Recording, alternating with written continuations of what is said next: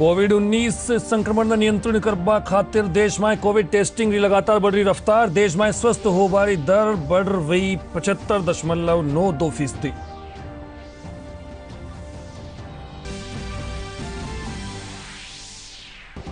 राजस्थान में मिला 695 नया कोरोना संक्रमित मामला। संक्रमित लोगों की संख्या बढ़ रही 72,000 पार।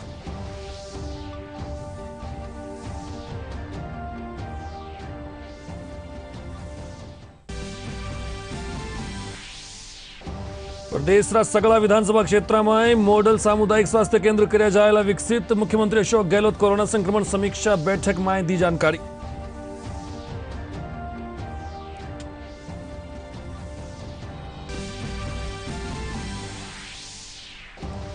बढ़िया हुआ बिजली बिलाने लेर। भाजपा प्रदेश अध्यक्ष सतीश पूनिया सरकार माथे हमलो। कया विधानसभा सत्र में बिजली बिल मुद्दा शू बचती रही सरकार।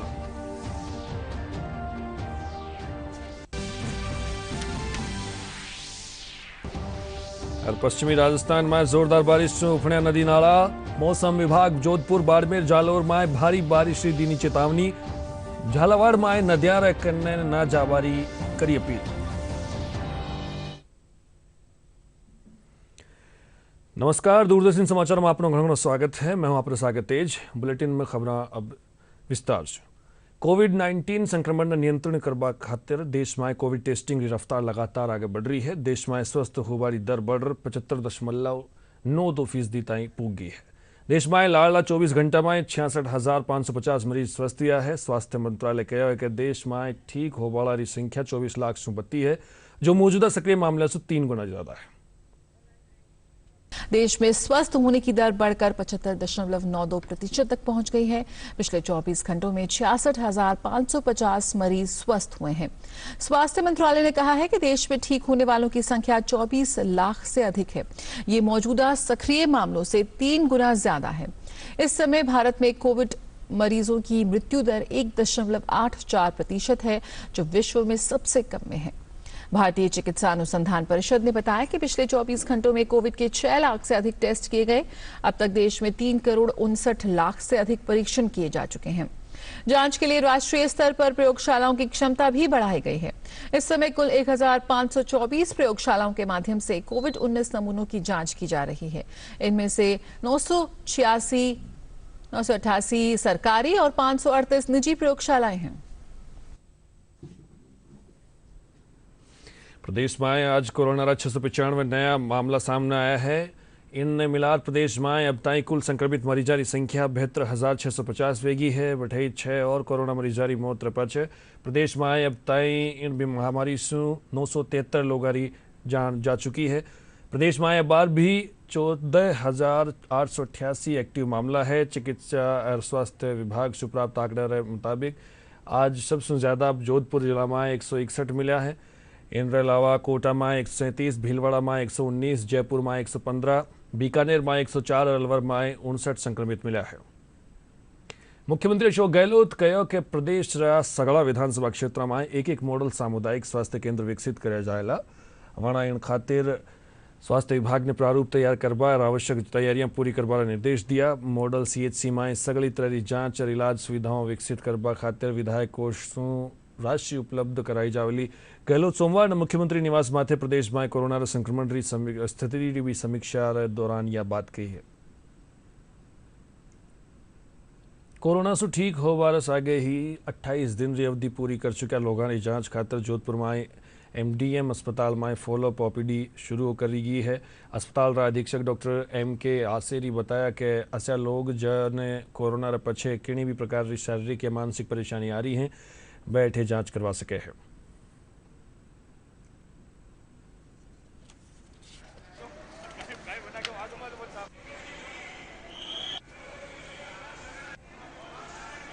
हमने मेडिसिन डिपार्टमेंट ने एक प्रोजेक्ट तैयार किया और स्टडी तैयार की कि जो मरीज कोरोना से ग्रसित हुए या कोविड-19 से ग्रसित हुए बाद में ठीक हो गए, मैंने पहले पॉजिटिव थे फिर नेगेटिव हो गए, उसके 28 दिन बाद उनके ऊपर क्या प्रभाव रहा, इसकी हम स्टडी कर रहे हैं। चाहे वो सिम्टोमेटिक था या एसिम्टोमेटिक था, ऐसे मरीज को हम बुलाएंगे। मरीज चाहे तो स्वयं आ सकता है, जरूरी नहीं कि उसने एमडीएम में ही इलाज लिया हो, चाहे गांधी में इलाज लिया हो, एम्स में इलाज लिया हो, या जोधपुर से बाहर कहीं प्राइवेट में लिया हो, बाड़मेर, पाली, कहीं का भी मरीज जिसको 28 दिन हो गए हैं कोरोना एक बार पॉजिटिव आने के बाद, नेगेटिव या ठीक है, उसको हम वापस बुला के स्टडी करेंगे, उनकी काउंसलिंग करेंगे कि भाई उन्हें कोई प्रॉब्लम तो नहीं आई, ज़रूरत हुई तो उनका एक्सरे, सीटी स्कैन या कोई खून की जांच कराएंगे कि अब उनका एक्सरे या उनके जो फेफड़े कैसे काम कर रहे हैं। ये स्टडी हमने शुरू करी है जो कि मेडिसिन विभाग द्वारा की जाएगी, और जो हमारा सुपर स्पेशलिटी ब्लॉक है उसके अंदर ग्राउंड फ्लोर में एक जीनेटिक विभाग चलता है, उसी विभाग में सोमवार और गुरुवार के दिन इन मरीजों को 8 बजे से 1 बजे तक रजिस्ट्रेशन होकर देखा जाएगा, क्योंकि एक्सरे जांच वगैरह सभी कुछ यहाँ निःशुल्क सुविधा उपलब्ध रहेगी। साथ ही हम ये भी चाहेंगे कि अगर कोई प्लाज्मा देना चाहे तो हम मोटिवेट करेंगे कि वो प्लाज्मा भी दे सकते हैं। हनुमानगढ़ में एक साथ 32 कोरोना मरीज मिलने से स्वास्थ्य प्रशासन की चिंता बढ़ गई है। महात्मा गांधी राजकीय चिकित्सालय हनुमानगढ़ टाउन रा पीएमओ डॉक्टर एमपी सिंह बताया कि प्रशासन आम जनता से लगातार सोशल डिस्टेंसिंग की अपील कर रहा है।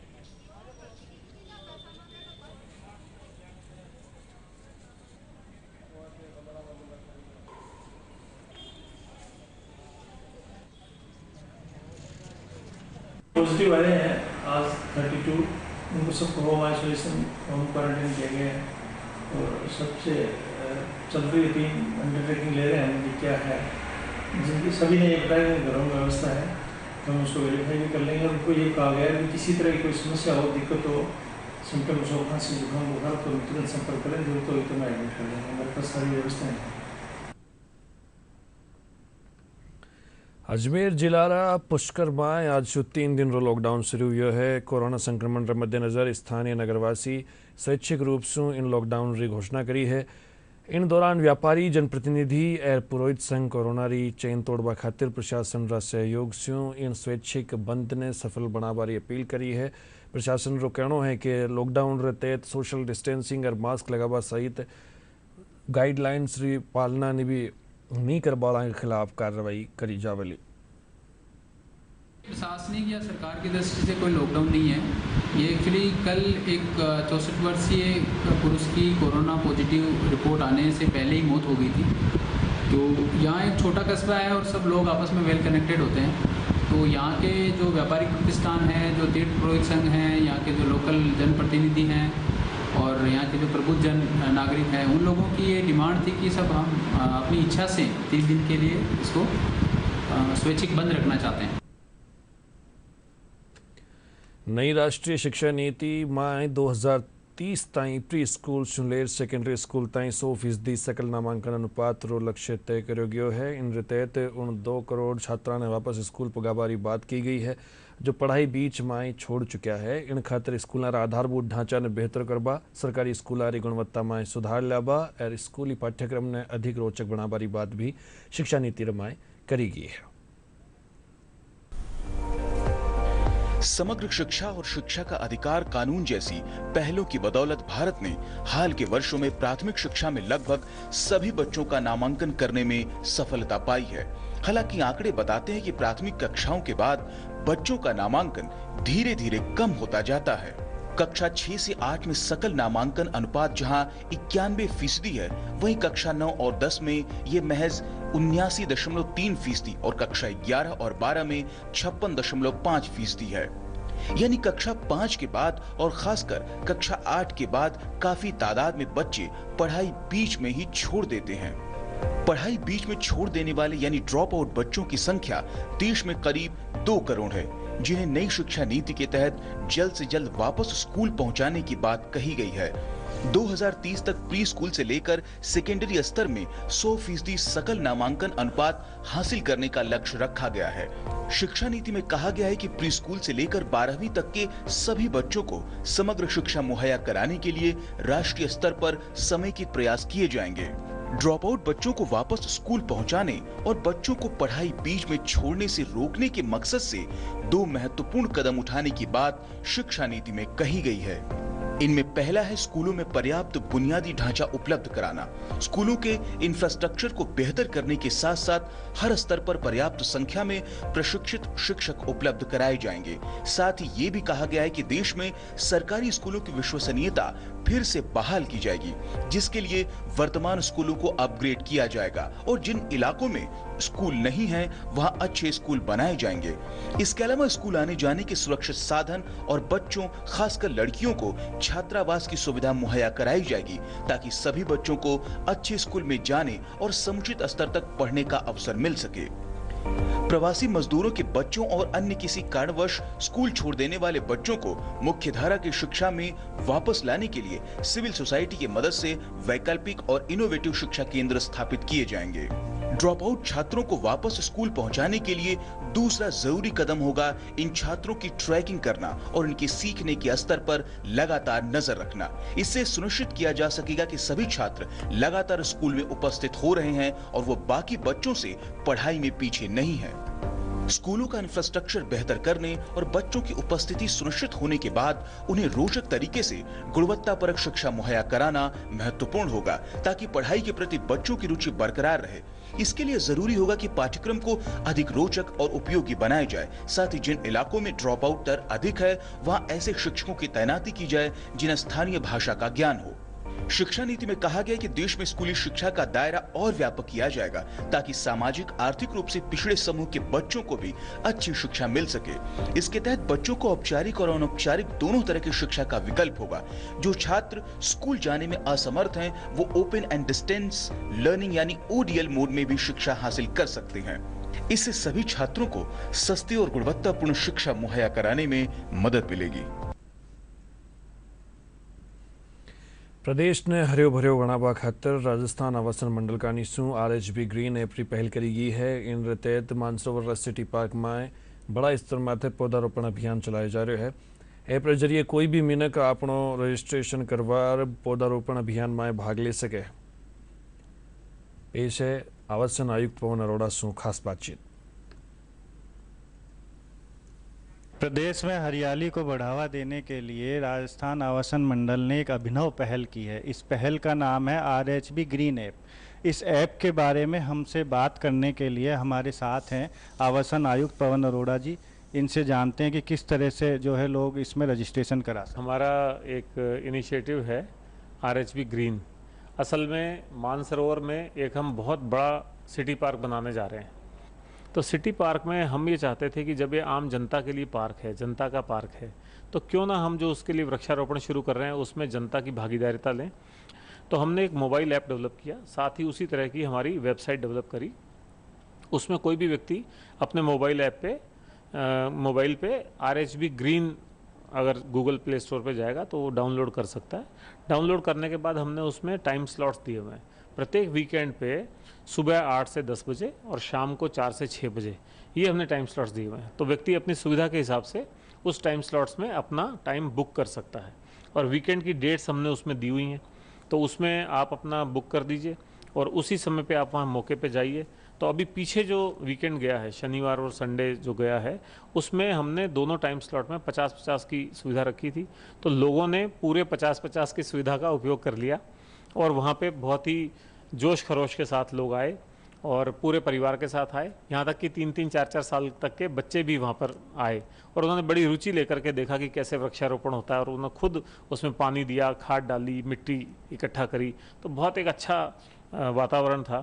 तो उसमें हमने ये ख़ास तौर से व्यवस्था करी कि जैसे ही लोग आते हैं उनका मोबाइल पे हम उनका टोकन नंबर जो इशू होता है बुकिंग का वो देखते हैं। उसके बाद उनको एक पर्ची इशू करते हैं, उनका हैंड सैनिटाइजेशन कराते हैं, फिर उनको वृक्षारोपण करने का स्थान जो नियत है उनका वो देते हैं। उस स्थान पे हमारे हेल्पर्स रहते हैं, वो उनको मदद करके पेड़ लगवाते हैं। उसके बाद उनको एक जलपान के लिए किट देते हैं हम उसमें। 15 सितंबर तक हम इस अभियान को चलाएं, क्योंकि मानसून का माहौल और वृक्षारोपण के लिए जो उपयुक्त समय है वो तभी तक रहेगा। तो हम 15 सितंबर तक इसको चलाएंगे। तो ये हमारे साथ आवासन जो आयुक्त जो पवन अरोड़ा जी थे, जो इनका कहना है कि जो है लोगों का काफ़ी रुझान है इस ऐप के प्रति, ताकि लोगों में ये सुनिश्चितता हो सके कि उनको हरियाली को बढ़ावा देने में किस तरह योगदान दे सकते हैं। जयपुर से मनीष कुमार शर्मा, दूरदर्शन समाचार। बुलेटिन में बार छोटो सो विराम, जल्द पाछा लौटा।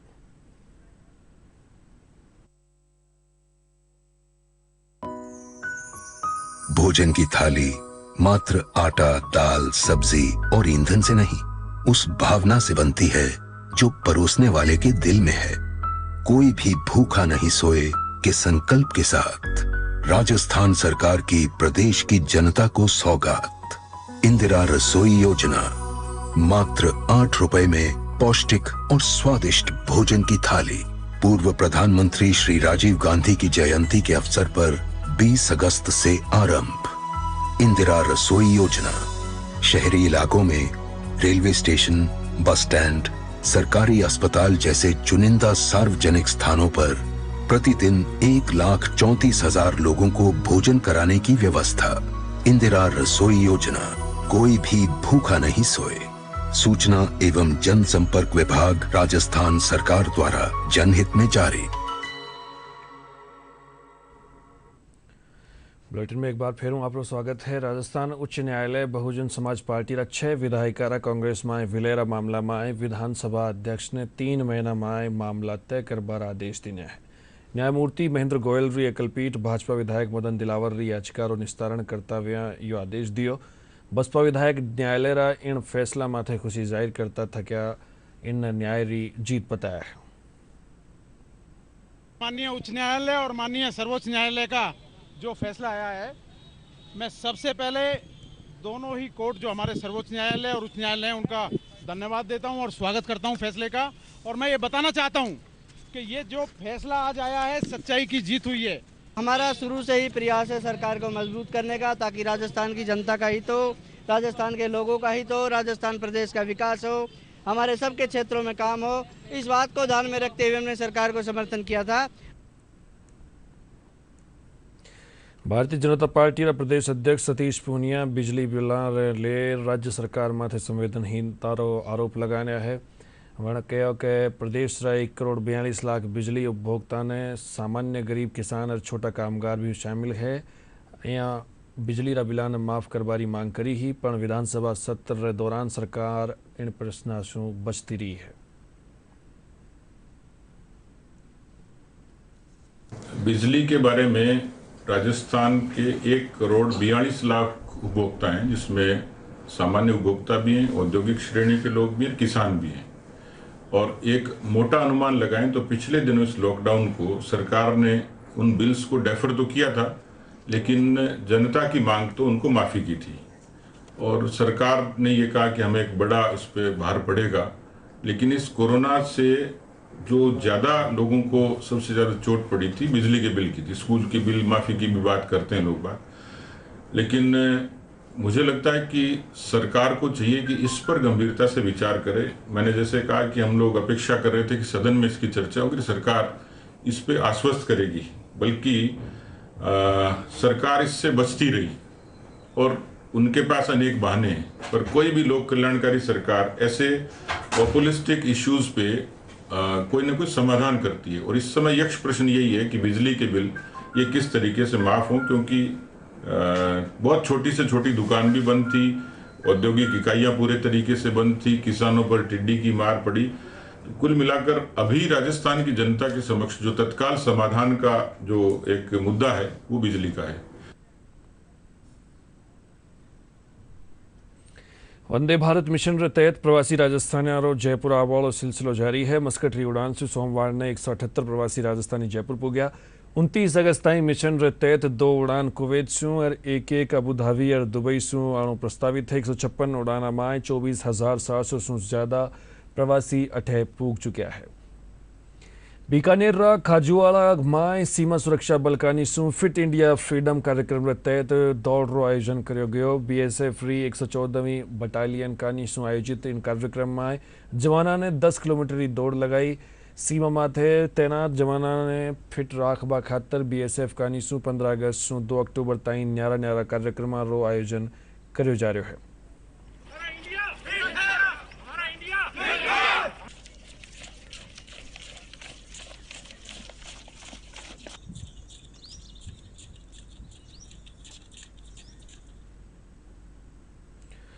सीकर जिला कलेक्टर अविचल चतुर्वेदी कलेक्ट्रेट सभा भवन में हुई एक बैठक में प्रधानमंत्री फसल बीमा योजना ने लेकर अधिकारियों ने अहम निर्देश दिया।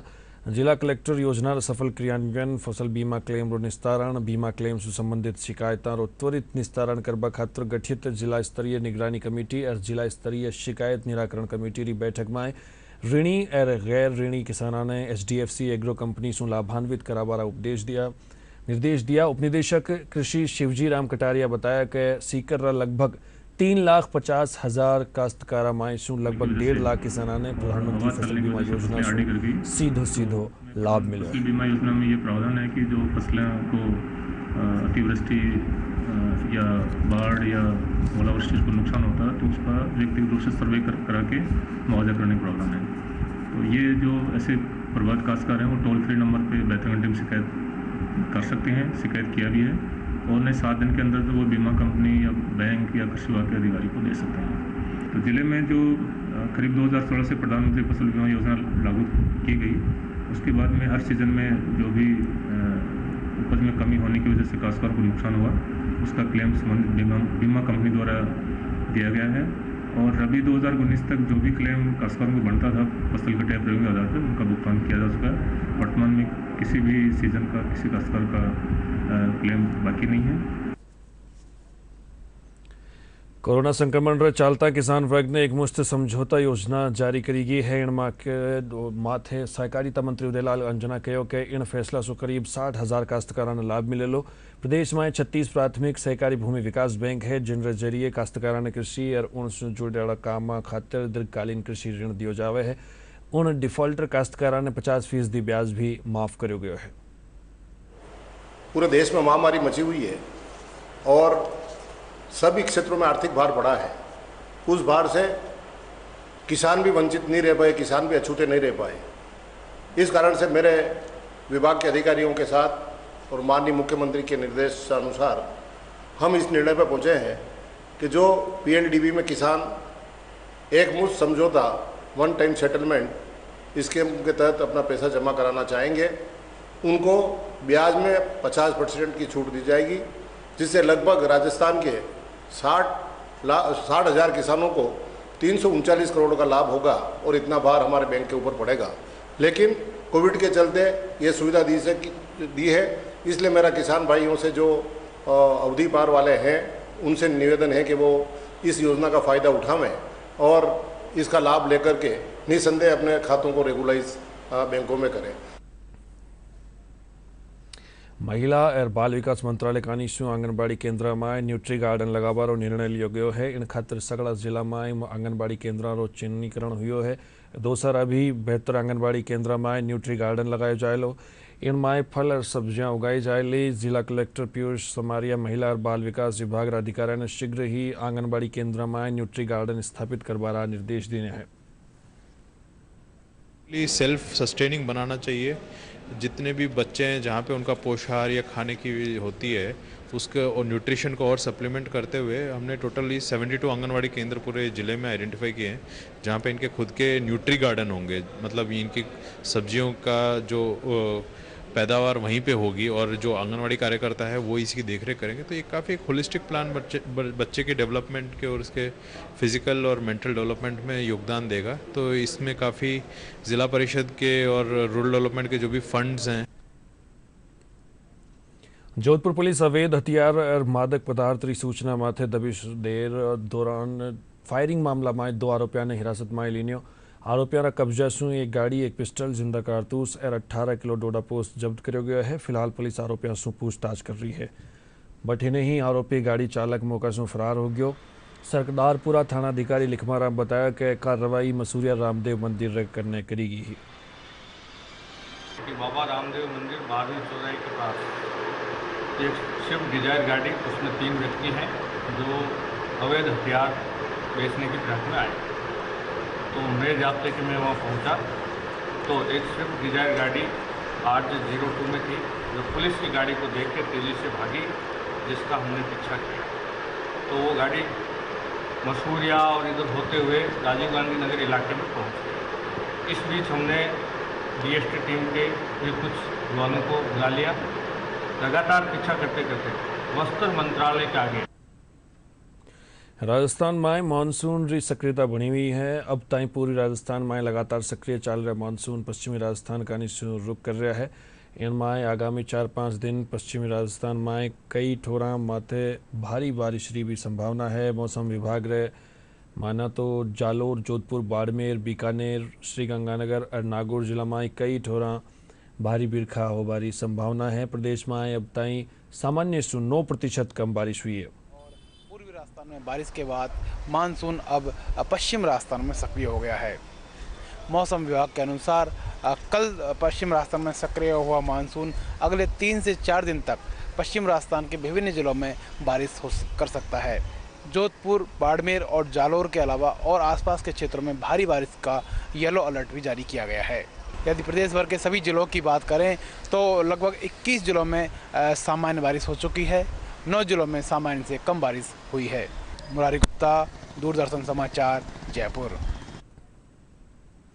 बांसवाड़ा जिला में मानसून सक्रिय होबार आ गई। जिला भर में कुल व्यापक वर्षा और पड़ोसी राज्य मध्य प्रदेश में भी भारी वर्षा रे चालता माही बांध में पानी री आवक लगातार जारी है। पानी री आवक रे चालता जिला प्रशासन का काल सगड़ा 16 गेटा ने खोल पानी री निकासी की। हालांकि पछे 8 गेट पुनः बंद कर दिया गया। अठे क्षमता बांध जल स्तर 280 RL मीटर माथे राख्यो गयो हो। मध्य प्रदेश पानी री आवक रे मद्देनजर जिला प्रशासन पूरी तरह से सतर्क है। डीडी राजस्थान माथे प्रसारित सगड़ा समाचार थे माखा YouTube channel Rajasthan DD news माथे भी देख सको हो और खबरां ताज़ा अपडेट खातर माका Twitter handle @DD news Rajasthan ने भी फॉलो कर सको हो।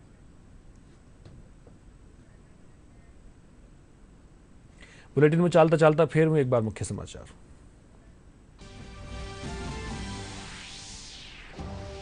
कोविड-19 संक्रमण नियंत्रित करवा खातर देश में कोविड टेस्टिंग की लगातार बढ़ रही रफ्तार। देश में स्वस्थ होबारी दर बढ़ रही 75.92%।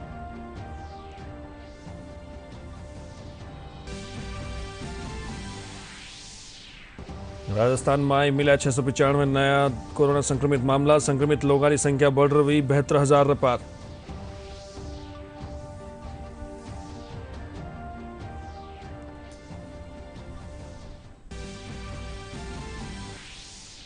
प्रदेश रा सगड़ा विधानसभा क्षेत्र में मॉडल सामुदायिक स्वास्थ्य केंद्र कराया जाएला विकसित। मुख्यमंत्री अशोक गहलोत कोरोना संक्रमण समीक्षा बैठक में दी जानकारी।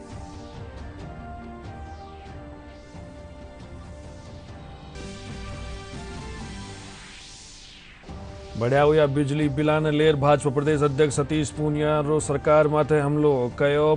विधानसभा सत्र में बिजली बिल मुद्दा शू बचती रही सरकार।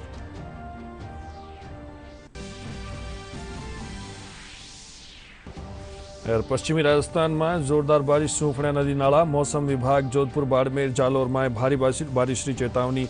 झालावाड़ में नदियारा करने ना जा बारी अपील।